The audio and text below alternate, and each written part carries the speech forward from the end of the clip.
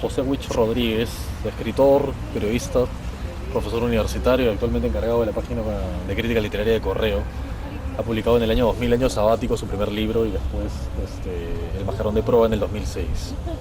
Y además es colaborador de Porta 9, donde va a empezar pronto su nueva columna Desencantos. Pepe, a mí me da mucho gusto y es un honor para mí poder contar contigo ahora como una entrevista después de tantos años de amistad y de compartir tantas cosas y aventuras literarias, poder tenerte acá en esa entrevista y además como miembro de la página, donde vas a empezar a hacer pronto, retomar tu vieja columna Desencanto. Bienvenido a Porta 9 por estas dos cosas. Bueno, muchas gracias, Paco. Para mí también es un placer estar aquí contigo, un gran amigo, un escritor joven como tú, con talento, con ganas de hacer cosas y doblemente complacido pues en este crepúsculo aquí en un parque en San Antonio que conmemora una derrota más para Perú, pero bueno, las victorias serán literarias, supongo, ¿no? Ya que los tanques y los aviones no las logran, ¿no? Eso de haber tenido tantas derrotas es en parte un desencanto, ¿no? Porque cuando yo te pregunté en el hablador cuál iba a ser el título de tu columna, tú me dijiste de inmediato Desencanto, ¿no? ¿Eres un tipo desencantado, Pepe? Bastante desencantado con algunas cosas, pero muy entusiasmado aún con otras, muy esperanzado aún con otras. Quizás los desencantos tienen que ver con el deseo de que las cosas se marchen por otro carril, ¿no? Que la sociedad sea distinta, la sociedad sea más ecuánime, más espacios de diálogo como este que estás fundando tú ahora. Y por otro lado, también los desencantos tienen que ver con a veces la cerrazón del mismo sistema literario, ¿no? Y la manera como con criterios de escritorio se pretende moldear un canon. Sí. Últimamente me defraudan los lanzamientos de las editoriales mastodónticas, ¿no? He tenido la oportunidad y he tratado de hacerlo muy honestamente, muy objetivamente, de criticar libros pues que anunciaban mucho, pero mucho ruido y pocas nueces, pues, maestro. Ahora, ya me gustaría entrar a este tema de tu carrera de escritor, ¿no? O sea, con estos dos libros que has publicado. El desencanto que sientes frente a la realidad se puede manifestar de varias formas, ¿no? Por ejemplo, tú eres profesor universitario y nosotros nos conocimos, de hecho, en el año 95. ¿Ya? Exactamente, No sé, tú fuiste un alumno muy apreciado siempre en la Universidad del Pacífico, ya hace varias lunas, ¿eh? Y además bastantes, ¿no? Ya sí, estamos... y mucha empatía desde el comienzo, Paco. Claro, porque en ese momento nosotros éramos quizás de los pocos, tú como profesor, yo como alumno, interesados en literatura, pero sí había cierta gente, ¿no? Por ejemplo, ahí en esa época estaba Juan Miguel Martínez, ¿no? Editor de Mesa Redonda. Que ahora es un destacado editor y al frente pues de una editorial pujante en ascenso, y creo que muy pronto va junto a otras editoriales alternativas, independientes, van a dar mucho que hablar. El insólito debería ser como un rasgo quizás fundamental en tu narrativa, ¿no? O sea, tú desde el primer momento centrado haciendo narrativa o literatura fantástica, ¿no? ¿Cómo así nace tu interés por lo fantástico? Supongo que en un primer momento has sido como lector, ¿no? O sea, ¿desde chico te habrá interesado más lo fantástico que lo realista? Creo que lo extraño, lo fantástico, lo insólito, en varias vertientes, las historias de vampiros, las historias de fantasmas. Por otro lado, la ciencia ficción, lo nocturno, tanto en la vertiente literaria como en el formato de la televisión o el cine me atrajeron mucho.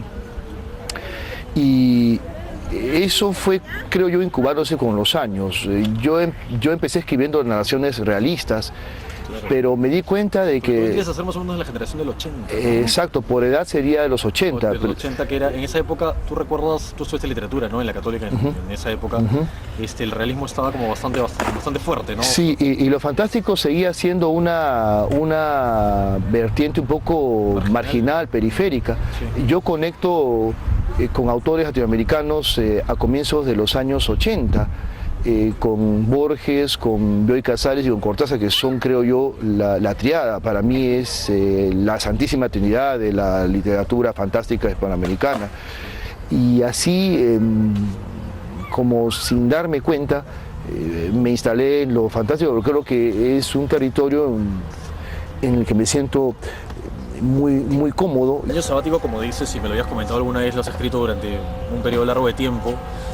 Entonces ha sido como quizá una antología propia de los textos que has ido sumando a lo largo de los años, Probablemente ¿no? fue un libro inorgánico, fue un libro más bien, exactamente, un libro más bien Y antológico. también, quizá tus referentes eran más evidentes en ese primer libro que en el segundo. Es un libro de tributos, es un libro de tributos, un libro de ¿no? tributos, sobre todo a Borges, a Cortázar y A Borges, también a Fernando del Paso, indirectamente a François Rabelais.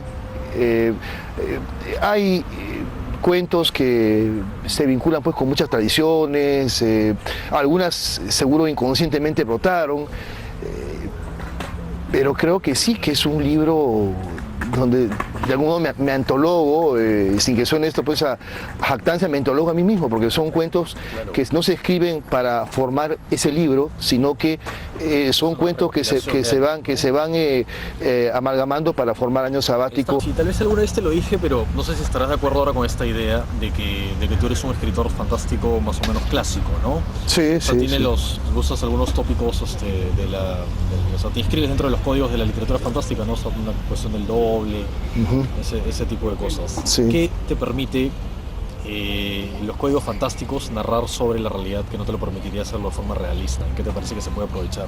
¿Cómo se puede contar mejor desde la literatura fantástica la realidad? Porque finalmente lo hacen, ¿no? Yo creo... Cuentos más interesantes a mí me parecen los que tocan el tema histórico, ¿no? Por ejemplo, en Año Sabático está La Puerta y el Jardín, donde de alguna manera hay un contacto entre algo histórico, entre un suceso histórico como que es el fin del Imperio Romano y una situación cotidiana de la Lima actual. Y mucho más tal vez en El Bajerón de Proa, en El Veterano, ¿no? O sea, en El Veterano también hay una reflexión sobre un episodio dramático, quizás el más dramático de nuestra historia, que es la Guerra del Pacífico, ¿no? Pero a través de la literatura fantástica, ¿no? O sea, ¿qué cosa puedes conseguir con la literatura fantástica que crees que no podrías conseguir bajo los parámetros realistas para hablar de nuestra realidad? La literatura fantástica es infinita. Partiendo de la idea de que los discursos oficiales empobrecen la realidad, incluso la memoria histórica es empobrecida por el discurso oficial, creo que, por ejemplo, en ese rubro que tú has mencionado, el rubro al que pertenece el cuento del veterano, donde se cuenta una historia acerca de la posibilidad de un cruce de universos, dos universos paralelos, un universo que contesta o refuta a este y permite pues vislumbrar que hay un gran relativismo no solamente en el discurso oficial, sino en la manera en que nosotros construimos los hechos o el imaginario histórico. Me parece que si hubiera una analogía precisa es que la historia es algo finalmente imaginado, no ha ocurrido ni va a ocurrir jamás tal como los libros lo plantean. Entonces lo que yo me propuse es crear textos en los que de un modo quizá algo atrevido para ciertas buenas conciencias, pudiera yo revertir la idea de que todo es estable y todo es fijo. En realidad nada lo es. Los discursos están hechos a pedido de parte. El discurso finalmente es un discurso y a veces no tiene una relación muy directa con los hechos reales que han sucedido, ¿no? Exacto. Entonces inventar un mundo en el que eso podría haberse dado es simplemente hacerle un guiño a los historiadores y en general a la memoria ortodoxa respecto de los acontecimientos, sobre todo con un acontecimiento tan traumático. Estamos justo en un espacio donde se venera a un héroe vinculado con una derrota. Está bien, es maravilloso tener héroes, pero el Perú pues ha hecho las derrotas una cuestión de motivo de celebración, ¿no? Y eso para mí es por un lado enervante y por otro lado es patético, ¿no? Sí. Que sembremos nuestros parques y plazas de símbolos pues que finalmente no remiten sino a la frustración y al fracaso para construir un país, ¿no? El fracaso para articular un proyecto colectivo viable y un proyecto en donde todos se vean representados, donde no haya exclusión y marginación. Tú sabes pues a qué me refiero y hay mucho que hacer al respecto, ¿no?